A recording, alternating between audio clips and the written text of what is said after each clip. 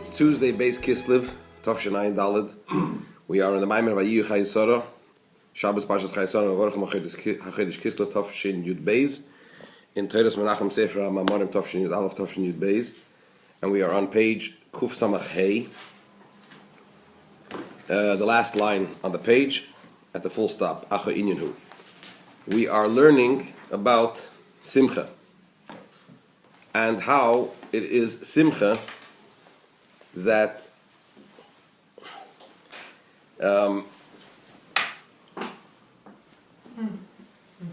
grasps the very essence of Hashem. And that's why Simcha is a fundamental foundation stone, if that makes sense, in serving Hashem. Because it's only through Simcha that we can actually touch the very essence of Hashem, or grasp the very essence of Hashem, and since the ultimate purpose of creation is to make a dwelling place for Hashem's very essence in this physical world, so we need something that can access the very essence of Hashem. And what is that? Simcha. Why? Because Simcha is related to Tainuk, to pleasure. That is related to Keser, the relationship between the Keser of each realm to the Keser of the higher realm, and to the ultimate Keser, which is the Igul HaGodel, the great big circle that encompasses everything. They have a very strong relationship, and it's actually one and the same, just in different realms. And therefore, through Simcha, we apprehend the very essence of Hashem. Then the Rebbe went on to say, what is the Keli for Simcha, through which we take the very essence of Hashem? The Keli for Simcha is Bittul. The channel, the method, the tool through which we are able to access this Simcha is through Bittul, through nullification. And in order to understand that, he quoted a pasuk from Yeshaya, which says, and the modest ones will add joy in Hashem. And he brought from a Maimer of the previous Rebbe, where he asks a question, a Maimer from the previous Rebbe on this pasuk, where he asks a question, how does it work? It seems that modesty and Simcha and joy are two opposing modes, soul modes, right? Because modesty is the idea of contraction, shrinkage, closing up. Joy is a mode of expansion, spreading out. So how is it that through modesty the person arrives to Simcha? That's the question that the Rebbe asked. So we're up to the beginning of the answer, the last line on the page of Kuf Samach Hey. Acho inyan hu de anova eino hashiflus habo'o mitzad pchisus hanefesh, the top of page Kuf Samach Vov. The modesty that we're talking about here is not a feeling of inferiority, which comes as a result of feeling insignificant and unworthy, because he doesn't find any good in his soul. That's not the type of modesty we're talking about. What is the idea of the modesty, of this humility? It's as a result of a lack of the feeling of one's self. What does that mean? The Hagam, although he knows and one is aware of one's own qualities, nevertheless, he doesn't consider himself as anything special, as a special existence, as special. Vayihiyu. Why is that? If one is aware of his one's special qualities, how could one be in a state of bittul, in a state of humility? Vayihiyu. This is for he knows that all his special qualities are not by virtue of his own right. In other words, it's not something that he has contributed to. It's not something that he has accomplished. It's not something to be to attribute to oneself. It is merely that which was given to him, that which was bestowed upon him from where? From above. For example, when we talk about the idea of belief in Hashem and love of Hashem, if somebody has belief in Hashem, why do we believe in Hashem? It's something that we have accomplished or we have attained? No. It's an inheritance that we've inherited from Avraham Avinu, right? Because all Yidden are Maminim b'nei Maminim. All Jews are believers, children of believers. In other words, it's genetic. It's something that is that is handed down from previous generations. So too, the hidden love, which means the natural love that a Jew has for Hashem, which, as the Alter Rebbe explains in Tanya Perikut Ches and Perikut Tes, that love, we're talking about the Ava Mesuteres, we're talking about the essential love that is embedded within the soul of every Jew. Not talking about Avos Hashem, that a person, love for Hashem that a person attains through Avodas Hashem, through serving Hashem, through refining oneself and through contemplation and so on and so forth. We're talking about the natural love that a Jew has for Hashem, which is basically the idea of a Jew not being able to be separate from Hashem, right? Be'etzem, essentially so. So this hidden love, shenichlal bo gam yira, this is a love which also includes within it fear of Hashem, as the Alter Rebbe explains in Perikut Ches and Perikut Tes of Tanya, because we're talking about what type of a love? Essentially, we're talking about the idea of a Jew not being able to be separate from Hashem. So therefore, that expresses itself in two ways. That the person wants to do what Hashem wants to be done, and a person does not want to do that which is against Hashem's will. Naturally so. Right? So that's the word over here that he says, it's actually from Tanya, that it also includes Yira, the fear of Hashem. As a matter of fact, we know it says also that Ahava is the sheirish of all mitzvahs asay, right? And Yira is the sheirish of all mitzvahs leisasa. The root of all the positive mitzvahs is Ahavas Hashem, loving Hashem. Because if you love Hashem, you want to do what He wants. And Yiras Hashem, fear of Hashem, is the root of what? Of all mitzvahs leisasa, and not to go against Hashem's will. So it says, then in fact, Ahavas Hashem is also the source for Yiras Hashem. Because Yiras Hashem is also a mitzvahs asay. As Hashem al-Kechatira. You should fear Hashem. That's a mitzvahs asay. How does it work? How does it actually work? This is the word over here, in a certain sense. That it's because of one's desire to be always connected to Hashem, which is the idea of Ava, that expresses itself in two modes. Number one, to do what Hashem wants, and number two, not to do what Hashem doesn't want.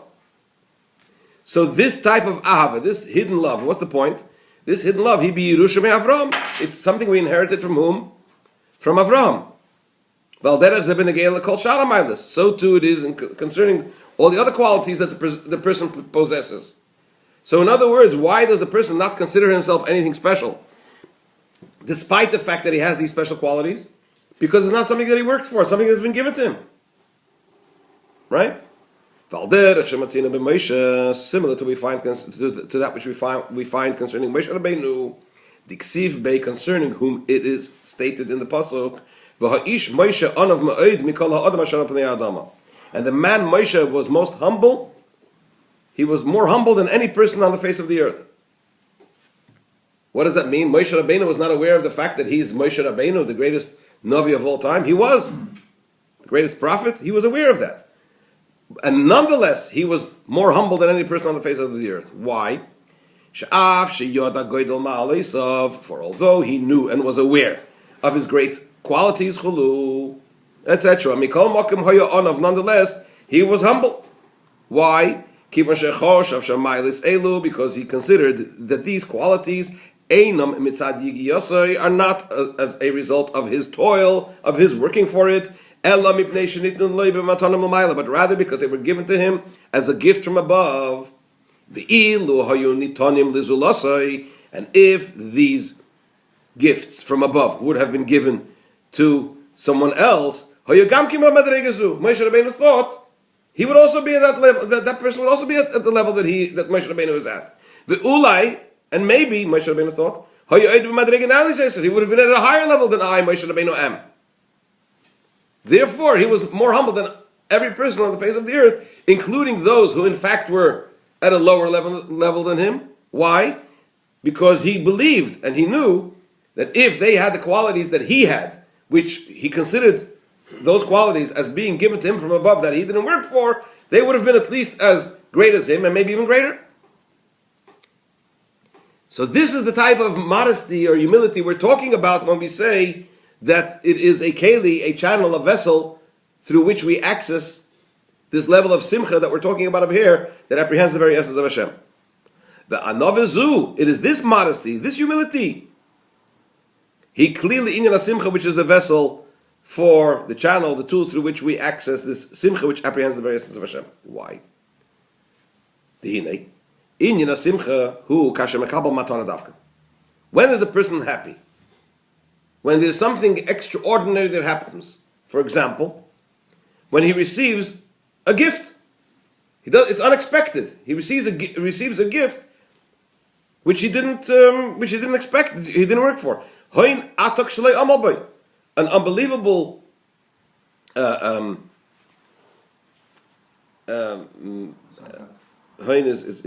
a treasure. Is a treasure? Yeah, it's like a very great abundance of a tremendous sum that he didn't work for. What does that cause? That causes the idea of joy. It's like the Alter Rebbe quotes from Tanya from Perek Lamed Gimel. This is a quote from Perek Lamed Gimel where he talks about the fact that a person has to be happy. He speaks about simcha over there. Why should he be happy? Because when the Eibishter comes and shows himself that he's close to you, and so on and so forth, the person will be overjoyed. Why? Because it's unexpected that a great king like Hashem should relate so closely to a simple person like me. It's like a person receiving an unbelievable sum of money or a tremendous award that he did not expect. What does that cause? Joy. Therefore, someone who feels his own qualities, someone who is keenly aware of his greatness, as it were, then his joy is not complete. Why? If you're expecting something, then what happens when you receive it?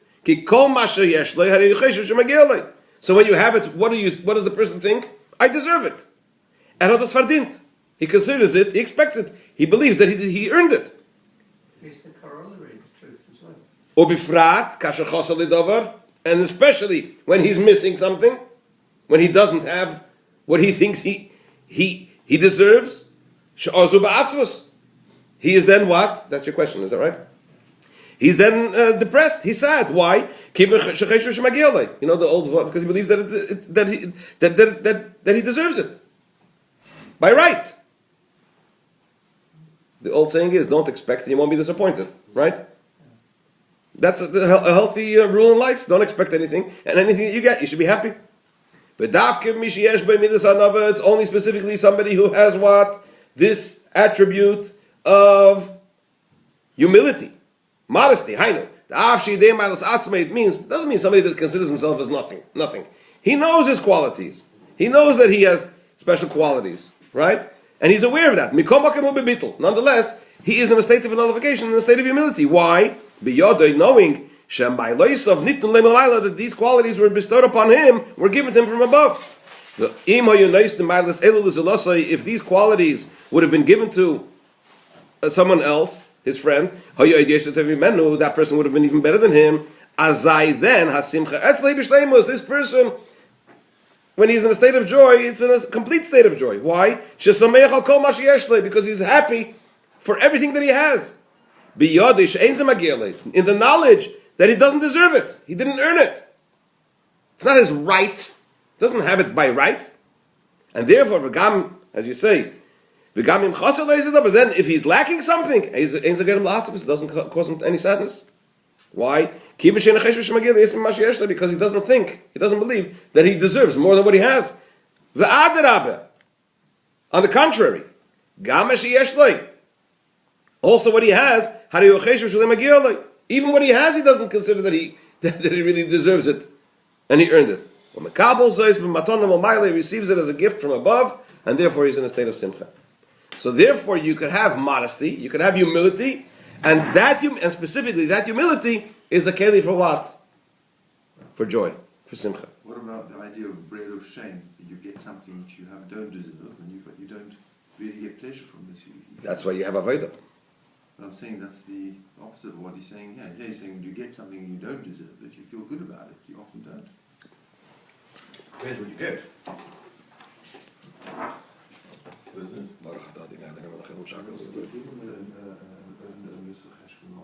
You want an Ashkenazi? I know we meet the main page. Yeah, that's the best place. Yeah. Correct. That's why there's Avodas Hashem. That's the idea of Avodah. That it's not enough to have what we have because it's been bestowed upon us. Yeah, It's been given to us. simcha if you get something without earning it. Well, if I'm born this way, I can't help it. I'm born this way. I can't feel bad about the fact that Hashem gave me qualities, right? Gave me special qualities. The question is, what do I do with it? If I just leave it at that, sorry? Or chesronos. Right. But Harris is talking about the idea of simcha. So the Eibishter gives people... No, you're talking about the bread of shame, the things that you don't necessarily want. Correct. No, bread of shame. No, bread of shame means that you positive things that you get, you give The work for. made Okay. is when you don't work for it, you get it. You feel the simcha. because- The Rebbe explains, the Rebbe explains in the Sichas in particular, that usually a person works and then he works at something and then he gets the benefit of it. In Avodas Hashem, in our relationship with Hashem, it works the other way around. The Eibishter gives it to us on credit. He says, here you have your qualities, here you have your brachas, now go and do what you have to do. But be that as it may, the bottom line is that when a person has these special qualities, the correct perspective is to be in a tnuah of bittul, of modesty, and that is a keli for what? For simcha.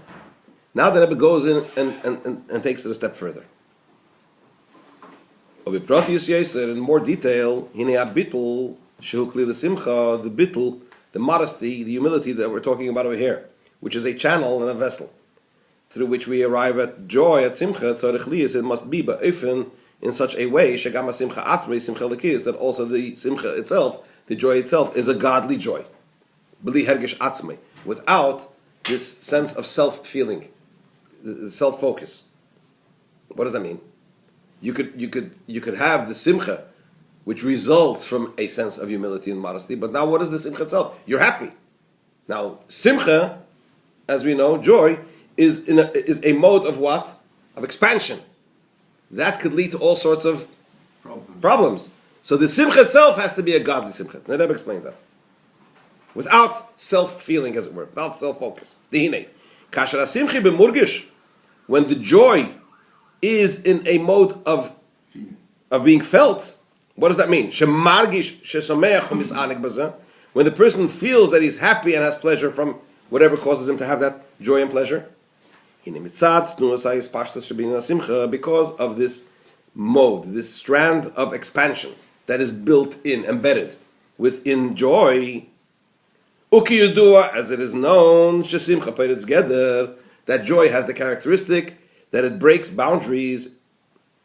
Then there's the possibility by an abundance of evolutions. One can arrive from that to that there should be some leakage, as it were, to chitzonim, to the exterior ones, meaning it could go into areas which are undesirable. And since it is possible that from joy, because of this strand of expansion, there could be leakage, seepage to the exterior ones, to the elements that are the opposite of kedusha. This is proof that also in the levels of holiness, it is not in the ultimate state of completeness. As long as there is the possibility for undesirable results, that means that even when it is within the domain of Kedusha, it's not yet in its full state of completeness, because if it would be, then there would not be the possibility for anything undesirable to be sustained by that. Similar to that which is explained concerning that which it says in the Pasuk in Vayera, that his concubine, he had a concubine and her name was Re'uma. Who was the one that had the concubine? At the end of Vayera, was it Yishmael? Shmuel. Yeah? Yeah. So it says Re'uma. Re'uma is a combination of two words.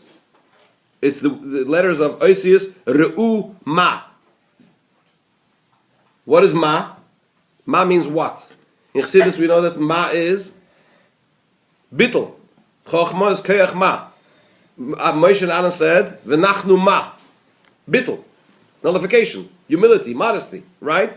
But Re'uma is a modesty which says, look, Re'uma, look at me, I'm bottle. That's bittul, that's the wrong type of bittul, that's the wrong type of modesty and nullification. Bittul, what is the idea, what's the klippa of Re'uma? That although the person is in a state of bittul, of nullification, the bittul itself is a felt one. It's an obvious one. We can unweisen the bittul. One can point to say, oh, shezeu re'uma. This is the idea of re'uma. See the bittul. Re'ushani bottle. Look and see that I am bottle, that I am nullified, I am modest. Now you think that this is some kind of face, a klippa that you find in some terrible place. But when you clip a snega, that's atzilus. What is it? It's the neutral klippa of the realm of atzilus. Vayihiyu Chayei atzilus shesham lo yigur chara. The world of the realm of atzilus, which is a place where lo yigur chara. As we know, in the four realms, atzilus is kulei toiv. Atzilus is completely only good, right?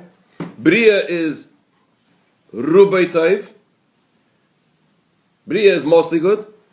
Yitzira is half and half, is balanced, and Asiya is Rubei Ra.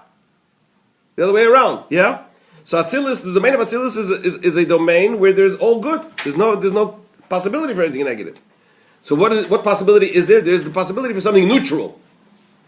It's not negative, it's neutral. Klipas Neiga. Hine inyan ha-klipas Neiga hu shabitl b'murgish. What's Atzilus? Atzilus is which is the dominant Sphira in Atzilus, as we know, Chochma, right? In the Seder of the four letters of Hashem Havaya, Yud Kei Vav Kei, Atzilus is Yud. What is Yud? Chochma. What's Chochma? Koyach Madin of Bittul, the idea of nullification, right? So what's the Klippas Noiga of Atzilus, the neutral Klip of Atzilus? That is Bittul, but Bittul that is felt. That there's some identity to the Bittul, as it were. So therefore, but still, it's not negative. From this klipas nega, this neutral klipa of atzilus, of the ra that is a bit has some identity through great evolutions and mutations. When it comes down to asiya into our realm, what happens? We get the klipas nega, the neutral klipa of asiya, which has the potential to be really negative. Right? Not only felt bittul, but yeshes. And all the negative things that come from that. So just like when we talk about bittul, we have nullification. There is the potential, if it's in the wrong mode, for something negative to come out of it. So too it's concerning joy.